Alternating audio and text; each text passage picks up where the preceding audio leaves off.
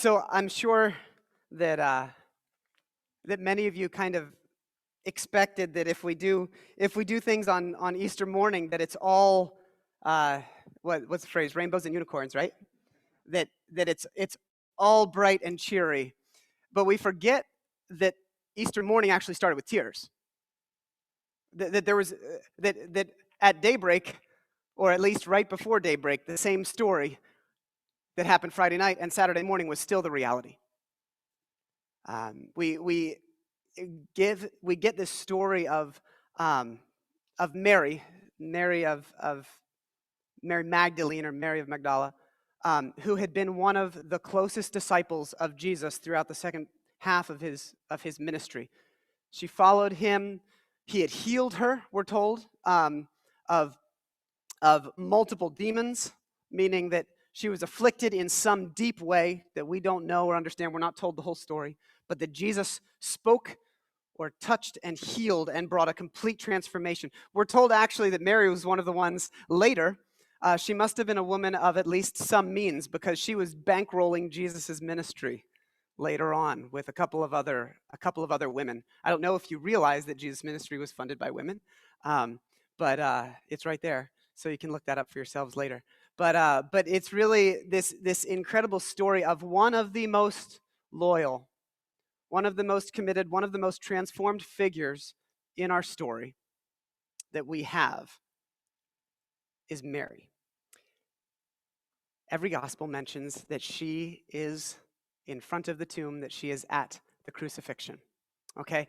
But in this story, I want you to think about something, because Mary has been with the other women, with Salome and others who are preparing, and this was obviously just a fictitious imagination of what might have been going through someone who has loved so deeply and lost so much.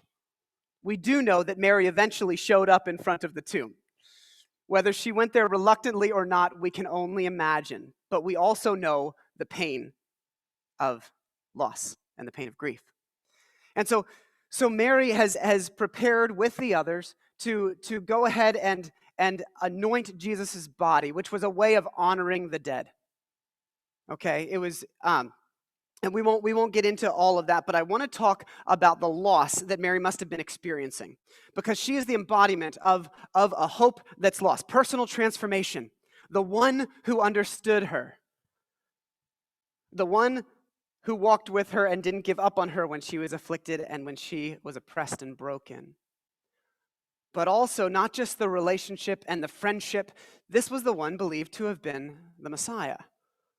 So there was not just the loss of a relationship, but there was the loss of a dream for my people, that God would come and make things right. And this was the hope. This was the story. And that story was cut off at the legs. That story was hung on a cross, unfairly in every way. And we can just imagine the depth of Mary's loss personally and as a people, as she considers this longing for redemption that doesn't happen. And so we're told in the book of John that Mary, we don't know, John doesn't go into detail about some of the others. We don't know exactly who all is there at the time, but we know that Mary is the focal person. And Mary's there at the tomb. She's seen an empty tomb. She doesn't know what to make of it. Some of the other disciples come. They take a look. They leave. She comes back. And here's what happens. You know, we're talking about questions, right? We've been talking for 2 months about questions that Jesus asks. Jesus asks 2 pointed questions post-resurrection in the book of John. He actually asks 3, but I can't give 3 little mini sermons. But he asks 2 very important ones. Actually, okay, so the first time I decided what we were going to be talking about a while ago, and when I went back to this passage, I'll tell you what happened, and I thought I'd made a really big mistake. So Mary stood outside the tomb, and she's crying, right? And as she wept, she bent over to look into the tomb, and she saw 2 angels in white seated where Jesus' body had been, one at the head and the other at the foot. And they asked her, "Woman, why are you crying? And the first time I read that, I thought, oh shoot. In my mind, I thought Jesus asked that question. And here we've been talking about all these questions that Jesus asked, and all of a sudden I'm founding our Easter message on a question that somebody else asked. And then I read on and realized why I was thinking that. So obviously, let's just talk about this question first. Woman, why are you crying? Can we just admit that that question, at least 70% of the time, is a question you should never ask? Right? Like, honestly, it's very important. Why are you crying is a horrible question to ask most of the time, because it makes somebody feel bad. In the midst of someone's mourning, they all of a sudden are, bound to give an explanation to you? So we've got all this stuff going on, right? Like a really insensitive question. Unless there's a really, really, really good reason for it. So Mary is so distraught at this point. Her response, obviously, there was plenty of, I don't know where the screen just went. Maybe here? Okay, thank you. There was plenty of rumors going about that people would potentially try to steal Jesus' body. Again, he was a revolutionary, so people who honored Jesus might want to steal his body, and people who wanted to get rid of Jesus might want to steal his body. So anyways, here's her response when they ask these angelic figures, ask, why are you crying? They've taken my Lord away. Put him. At this, she turned around. So before we go on, so she's afraid because she doesn't know where the body has gone, right?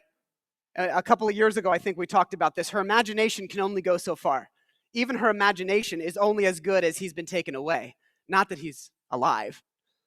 Because she's so full of distraught that she has a ceiling to where her hope can go. So right now, the best that she can hope for is at least seeing the body of Jesus once again. Okay? So she says this, she says, I don't know what's going on, I don't know where he is, that's just why I want to find him. So she turns around and she sees Jesus standing there, but she doesn't see Jesus standing there. She sees somebody else in her mind, right? Jesus' appearance looks different, one of the mysteries of the resurrected Christ, and that's a whole different topic for a different day. But she sees him, and she doesn't realize that it's Jesus. And he asks her, and this is where I was like, oh yeah, that's where I got it from. Woman, why are you crying? A second time being asked the same question. This is just brutal. It's so cringeworthy for any of you who've been asked that question before, right? Woman, why are you crying? Who is it that you're looking for? At first, it feels heartless, right? Even for Jesus to ask, even though he knows what's coming, right? Why are you crying? Who is it you're looking for?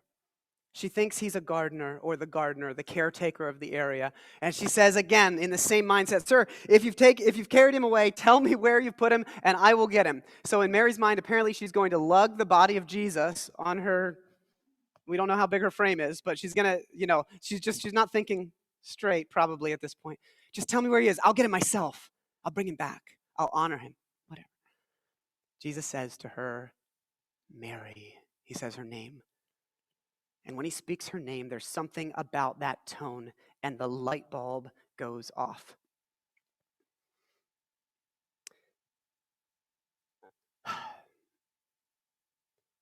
There is death all around us right now. It's hard to enter into Easter without an awareness of that. We see injustice, we see poverty, we see greed, we see violence, we see depression. There's people that are dying. And we believe that God has a dream for the world on our good days, right? But on the others, we feel the weight of it all, even if we're trying to do the right thing. Even if we trust God, even if we believe that there's hope, we just feel the weight of this, even if we're praying and following Jesus and seeking really honestly. Crying sometimes just feels like the appropriate response to everything. Jesus would only ask this question, why are you crying, right? If there was something so big, so hopeful, so beautiful, that at the moment of realization, all crying would actually feel inappropriate. even though we know that there are so many times that crying is appropriate. Jesus asks the question because maybe there are some things, some realities that once we grasp them, at that moment when we grasp them, even crying becomes inappropriate as a response. So he says her name, and at that moment he restores her vision. Her vision was lost, right? She couldn't see him. She couldn't see hope. So we come today maybe with some tears. Maybe you're trying, like Mary, to be faithful with every fiber of your being, but you're just tired and you can't see any hope. And so we sit with this story. We sit with Mary the faithful, but Mary the heartbroken. And we begin to let hope and we begin to let joy in. Teacher, she exclaims, she runs and she embraces him. Hope is alive. Why are you crying? The power of death and ultimate pain has been ultimately defeated. Why are you crying? The very God of the universe is alive and working to bring the kingdom about. Still, why are you crying? You're not alone in this world. You've been given the body of Christ to accompany you in it. Why are you crying? The plan is still unfolding that will one day wipe away every tear from every eye. Why are you crying? Jesus is right now alive and he loves you.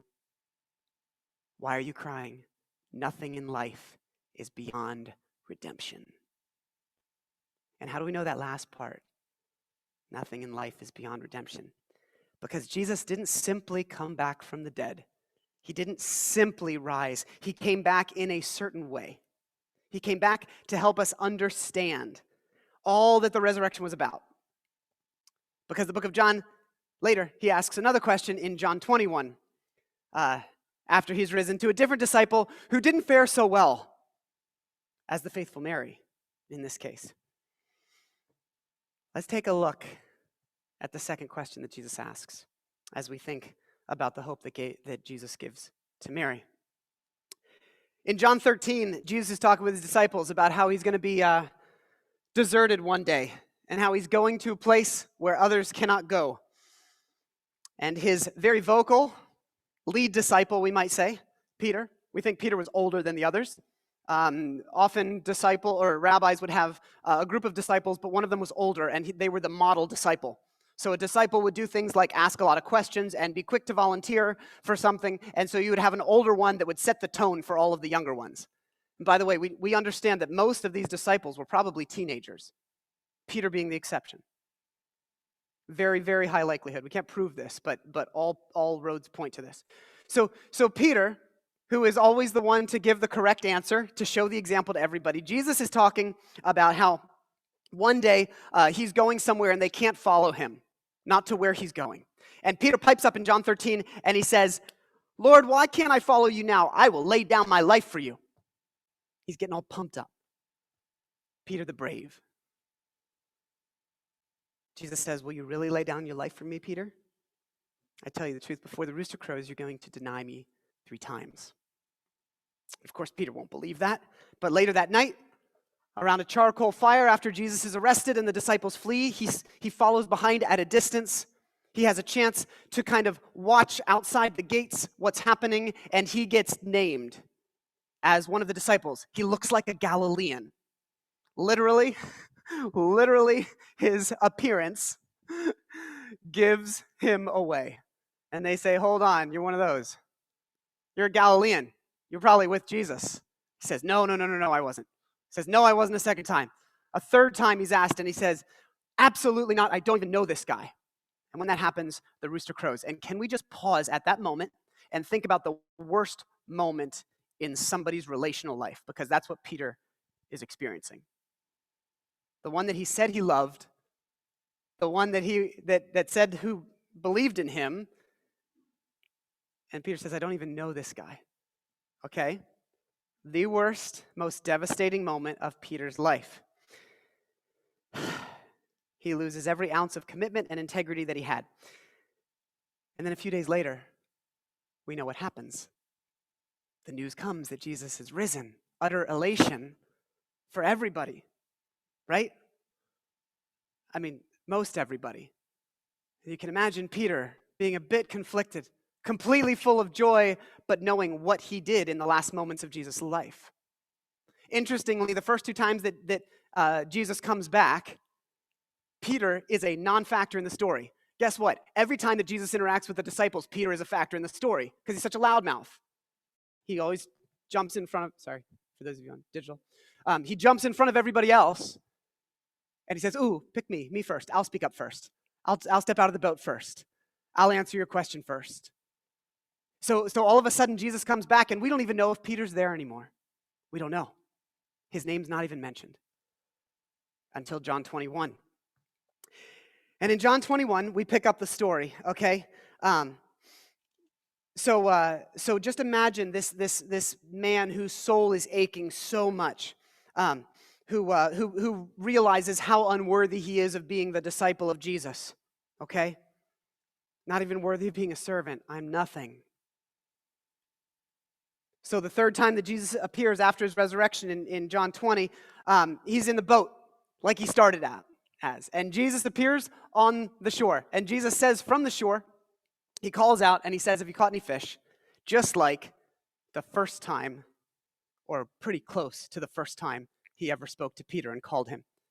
And at that moment, Peter realizes, actually John realizes it, and says, it's the Lord. But Peter has a classic Peter move, finally.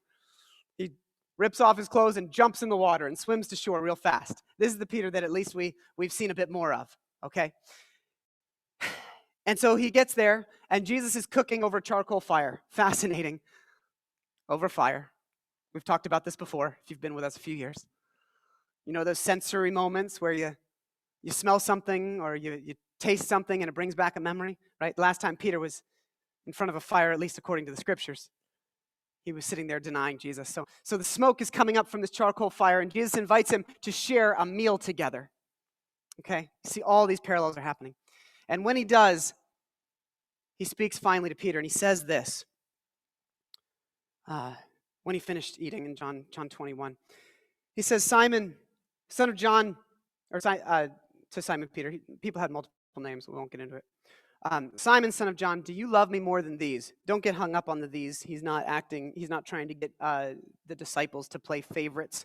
He's probably looking around and talking about this way of life that he's gone back to, the fish, the nets, the boats. Do you love me more than these? Yes, Lord, you know that I love you. Jesus says, feed my lambs. Then he does this second time. Simon, do you love me? And a second time he answers, yes, you know that I love you. Jesus says, take care of my sheep. Now here's what you need to know. One of the most beautiful elements of the entire Easter story about this question. In the Greek world and in our Bible, there's multiple words for love, okay? The one that John loves the most, get it? The one that John uses the most to talk about the love of God, for God so loved the world. Every time Jesus speaks of the word love, it's the same word, okay? And that word is agape. And that word agape means a love that gives itself. The most sacrificial form of love. A love that is so pure that it puts another before oneself. Okay? Now there's another word too for love. Actually, there's two other ones, but we won't get into the third one because it's not in the story. But the second word for love is phile or phileo.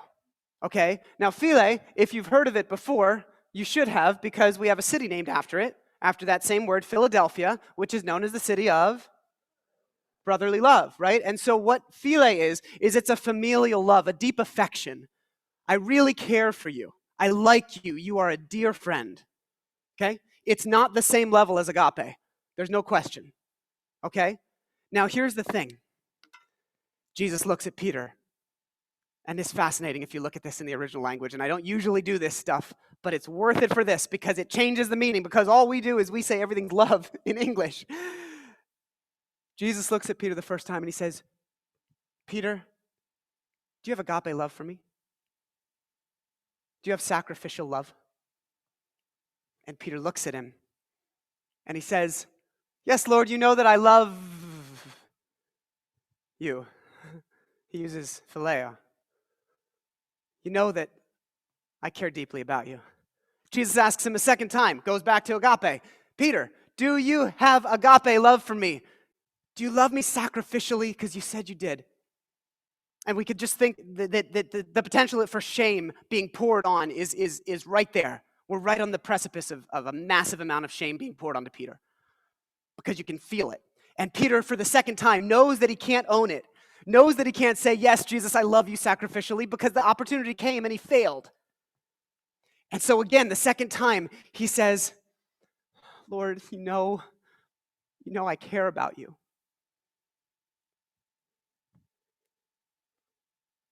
And a third time, remember, Peter denies Jesus 3 times. A third time, Jesus goes back to Peter and asks what looks like the same question. Simon, son of John, do you love me? This time, Peter is hurt. Maybe offended, but hurt meaning the wound is open. Because Jesus asked him, do you love me? And here's what happens. In this moment, the final time that Jesus asks Peter this question, he says, Peter, are you my friend? And he changes the word. So he says, do you love me sacrificially? Do you love me sacrificially? Do you care for me maybe? And Peter looks at him and he says, Lord, you know all things. You know the depth of my heart. You know that I do care for you. And Jesus says, feed my sheep. Here's the significance about a story like this. We get a story like Mary, who is the faithful, the example in the scriptures at this point. And then we get a story like Peter, and Peter is the unfortunate example of unfaithfulness at the story. You know, he's the one who denies. And when the time comes for Jesus to be resurrected and interact with him again, do you know what he does? Jesus says, do you love me sacrificially? Peter says, I can't go there. Jesus says, do you love me sacrificially? Peter says, I want to, but I can't go there. And then he finally says, well then, do you love me as a brother, as a friend? Jesus is the one that moves to Peter. And we can't see it at first readings, but this is a massive amount of absolute grace. Because Peter says, yeah, yes, I can do that kind of love. And it's as if Jesus is saying, okay, we'll start there. We'll start there. Because then Jesus goes on and he says, listen, I'm telling you, Peter, you think that this isn't enough. And to be honest, it's not. We know that that's not the fullest expression of love. But guess what? One day, because you follow me, you're going to go even to a place where you don't want to go, but you're going to go out there because of faithfulness. And you're going to give your life. And one day, sacrificial love will be the way we define you. There's grace for you.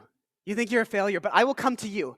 I will make up the difference, and we will start there. That is the power. So what we get is we get the story of Mary, and she is faithfully pursuing Jesus, but she needs such hope, and he speaks hope to us. And we get the example of the unfaithful Peter, and Peter needs so much grace, and that's what Jesus gives her too.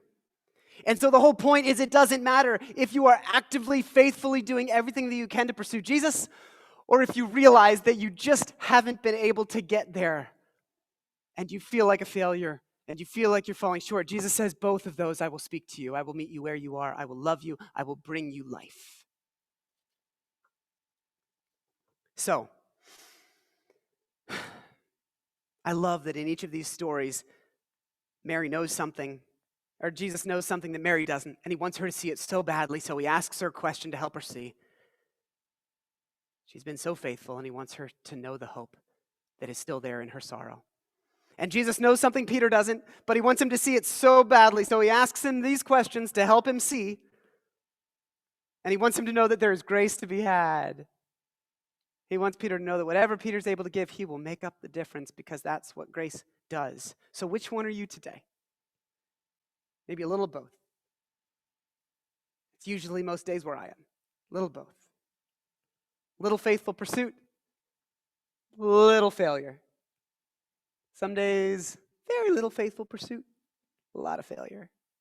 Some good days, get the right image, the right vision for my life, for what God is, for who God is, a lot of faithful pursuit, a little bit of failure.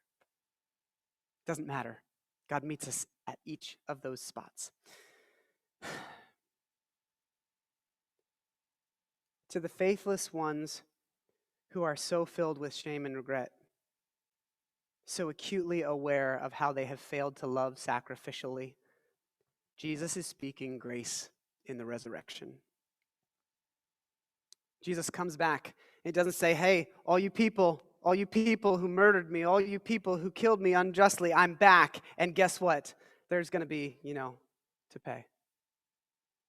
He says, I'm back so I can express to you the full level of my forgiveness and my grace. How incredible is that? This is the story. The story is that not just that death is not the end, but that there is grace upon grace upon grace in the entire world. And even if we're filled with exhaustion and sorrow, even if we look around and we see brokenness, even if we feel like, you know what, I know I'm supposed to be joyful, but all I feel is sorrow, then receive the gift of hope that Jesus wants to give through Easter. Receive the gift that your heart is enough. And God will work with you from there. And God will restore your heart if there's just so much sorrow that there's not much space for anything else. God is remaking the world for the worthy and the unworthy alike, giving joy to those of us who might only be able to see sorrow at some point, and giving grace to those of us who might only be able to see shame. So we learn, and oh, by the way, one of the coolest parts, is that both Peter and Mary are sent as a result of this encounter. So Mary becomes commissioned, and the early church kind of leaders called her the apostle to the apostles. She's the first one who is sent to declare the good news to the rest of the disciples from the tomb. So Mary leads the way, and she is sent and used in beautiful, great ways, all right? This woman who was once afflicted and broken, restored, and then given the mantle of proclamation. And Peter, this guy who failed miserably, ran away from Jesus, even denied knowing him, is told that he will one day be the backbone of the church in Jerusalem, and he does. He takes it and he leads so well. And if you read the book of 1 Peter and you reflect on what it means that Peter was once this kind of wishy-washy, immature disciple and who he became, it's founded in this conversation right here because Jesus said, I'm going to keep using you. Don't worry. Oh, it's just brilliant. It's so filled with hope. God wants to work with us and walk with us in purpose no matter where we are at on the journey. So they both start with darkness, both of these stories, but there is light to be had. There is light to be had. So we learn to live in that spirit of resurrection and to receive the words of Jesus. Why are you crying? Not as a shameful thing that tells us that we can't feel sorrow, but as a reminder that ultimate despair has no home. Ultimate despair has no home in the heart of a Christ follower. Sorrow may last for the night, but joy comes in the morning, the scriptures talk about. So there is always hope, regardless of how dark the world seems, regardless of how frustrated we may be with ourselves and others. So,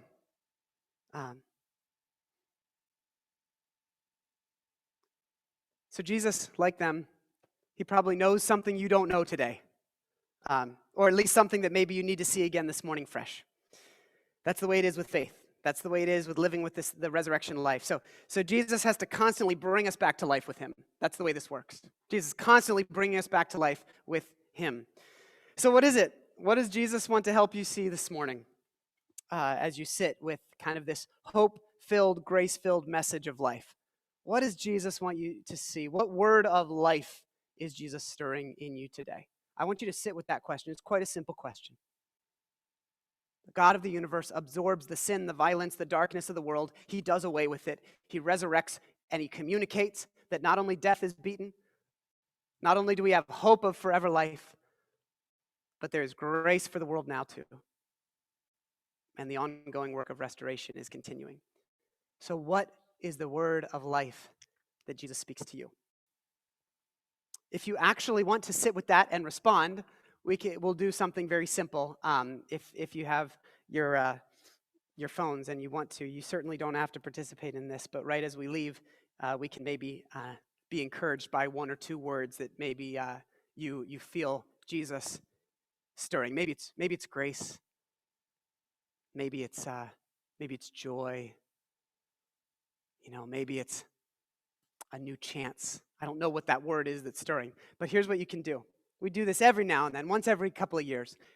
If you have your phone, And we don't do this but to be like all trendy. We do this because it's a way for us to be a body of Christ. But if you have your phone, you could do two things as you just think about this question: what word of life is Jesus stirring in you today? You text 22333 is like the name, okay? And just send the message LifePath598, and that opens a little room. And then you send one or two words. What word of life is Jesus stirring in you? And it'll collect. It's totally anonymous. But it'll just give us a chance to say, where is God encouraging each of us in different ways today? So if you send your first message, it'll say thank you, and then the second message is what'll pop up, okay?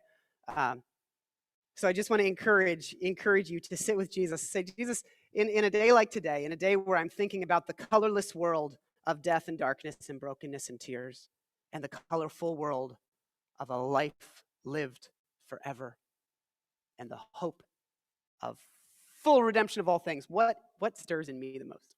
So if you want to participate in that, it won't show every answer, but it'll show a smattering of them.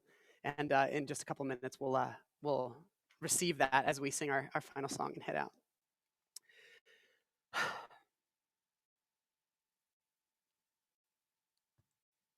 There is such power in the resurrection. There is such power in the Easter story today. One of the interesting things is that joy outpaces death in this whole story. The Easter season of the church calendar lasts 50 days. Lent lasts 40. You get it? Like the joy overcomes the sorrow. Lent is often a season for sitting deeply in our own brokenness and being honest and sitting with Jesus. And Easter season is 50 days long. So we're going to find little ways to celebrate Easter for 50 days because it's bigger than Lent. Why sit in sorrow for 40 days and then celebrate for one when the God of life has come? So we're going to do that. But the cool thing is it's also 1/7 of the year, Easter, 50 days long. 1/7 of the year. The early church had a lot of wisdom when they created the church calendar to celebrate. It's a Sabbath. It's a Sabbath for the year. It's like an eternal Sunday for almost 2 months, where you wake up each morning. You know, Sunday is resurrection, right? Every Sunday is supposed to be a mini Easter. That's why the church celebrates on the first day of the week and not on the Sabbath, where the Jewish people would celebrate. So Jesus rose on a Sunday morning, so they began to celebrate Easter once a week on the first day of the week to remember that we are an Easter people. Cool. Okay. All right. I want to just encourage you, go ahead and take your cup. This is the power of the resurrection in us. This is the power of Christ. There is a personal experience of grace, a receiving of the Spirit of Christ that helps us leave behind our deepest tears and our deepest fears forever. There's still pain, friends. There's still pain, but it's not ultimate. We've met the Jesus who conquered death and the Jesus who has rid us of shame. And we've met the Jesus who walks together with us to redeem the world. So we delight in Jesus' ridiculous pursuit of us, which is a good phrase, I think. Jesus' ridiculous pursuit of us, because most of the time we're not sure if we feel like we are worth pursuing. And Jesus says, oh, yes. So we delight in that, and we delight in his patience with a sinful world, and we rejoice with all the earth today. So take your cup and know that we rejoice, and your bread. We rejoice in the brokenness of God, which heals and changes forever the brokenness of our world. We rejoice in the making of a new covenant that's founded on grace and not about our character, but about God's. There's such beauty there. And we rejoice that the resurrection was a dawn of a new day, and Jesus, the first of a new humanity of which we are invited to participate in as we receive his body and his lifeblood. So take and remember, but remember with joy and be thankful.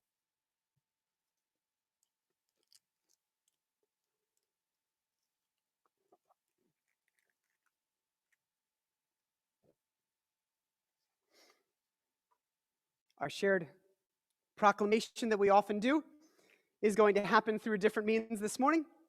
And one of those means is by sitting with this. And friends, I have no idea what's about to happen, by the way, because I don't know if anybody responded or what you wrote.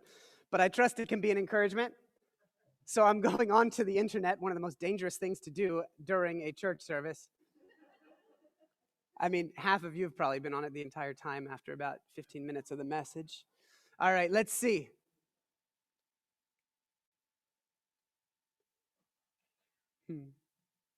Here we go.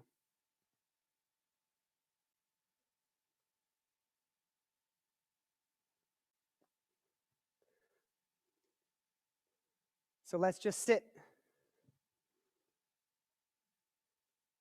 Sit with the beauty of what God is speaking to us as a community. Purpose, beloved, forgiveness, courage, love anew, peace, breath, healing, renewal, the Spirit, the Son.